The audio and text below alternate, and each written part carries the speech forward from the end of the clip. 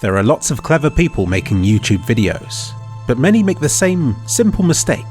They forget who their audience is. I first had success on YouTube with my mapping tutorials. I was fed up of the long, droning videos that took 20 minutes to explain something that took just 30 seconds to do. So I cut all the excess and showed just the essentials. I had a lot of success from this approach, becoming one of the biggest on YouTube for source mapping tutorials. I got a lot of people into mapping, but I also received criticism from experienced mappers who accused me of not teaching the correct methods.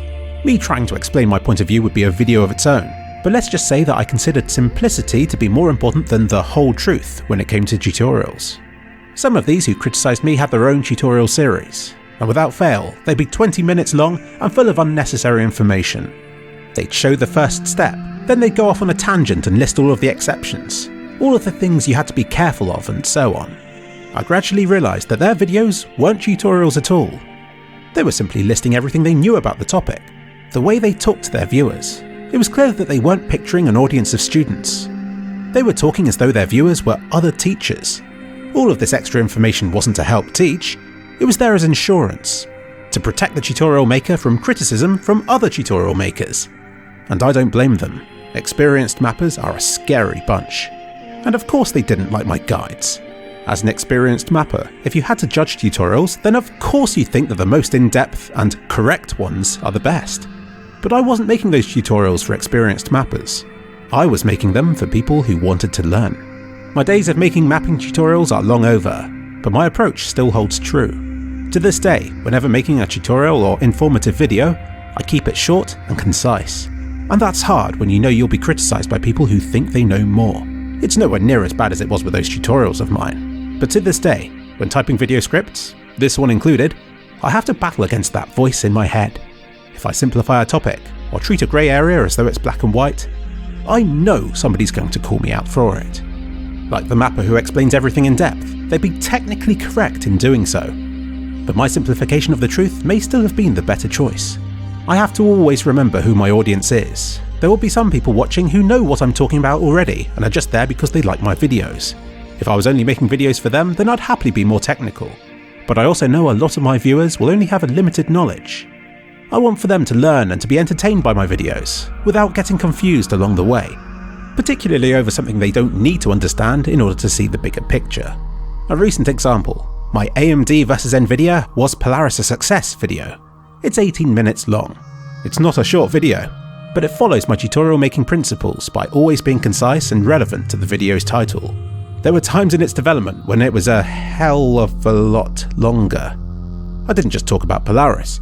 I spoke about the cards leading up to it, what happened after, the high-end cards, and so on. I did all this because it was sort of relevant, and I knew that if I didn't mention them, the people watching my video would, and would accuse me of forgetting about it. Let's give an example of a thing that I cut. The whole video I'm talking about Nvidia being faster than AMD, particularly with Nvidia's GeForce 1080. So you'd think that I would at least mention AMD's fastest card at the time, the Fury X. Or how about AMD's Vega, to be launched the next year, which would eventually compete with it. But I don't mention these at all. If you think about it, it's strangely irrelevant to mention that in a video about Polaris. If viewers know nothing about graphics cards, I want to keep their attention solely on Polaris. Story-wise, it's a lot more exciting to make it all about AMD's Polaris versus the competition, without going, oh hey, did you know that AMD's Fury was even faster? What's that going to do? It's going to make them lose interest in Polaris and ask, well, if it's better, then why don't AMD just make faster versions of Fury? Which alone would take a whole video to cover. So yeah, keep it simple. But there are times when I misjudge the importance of something. There's no way of knowing what until the video's out, at which point you can see the point you missed being parroted over and over again in the comments section. This is really annoying because it's normally something that I was aware of, but didn't include in the video for a reason of some kind. An example from that AMD video is the Steam hardware survey. From this, it's clear that Nvidia cards are doing a lot better than AMD's. What I don't mention is that the Nvidia numbers may be inflated by net cafes, where more than one person may use the same PC with a GeForce graphics card inside, which can give the impression that more GeForce cards are being used than there actually are. My video received many comments pointing this out as though I'd forgotten to mention it. The truth is, I didn't forget. I was aware, and that voice inside my head warned me that it could be something that I would be called out on.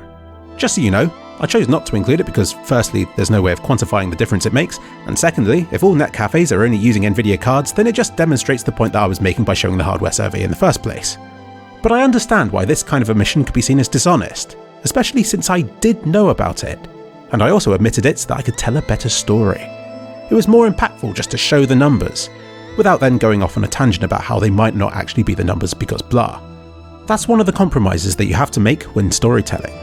I'm doing this dozens of times in every video, deciding what needs to be said and what doesn't. Most of the time I make the right decision and it pays off by making my videos simpler and easier to follow. But when I see enough comments about the same omission, then I kind of accept that I may have misjudged it with that one. But that's the price you pay when you're trying to make the best videos you can. You've got to strike the balance you're happy with and expect the criticism that goes along with it. You can't please everybody. I learned this early and I learned it well with those old tutorials of mine. I would personally teach people to map, only for them to turn against me once they knew more than I did.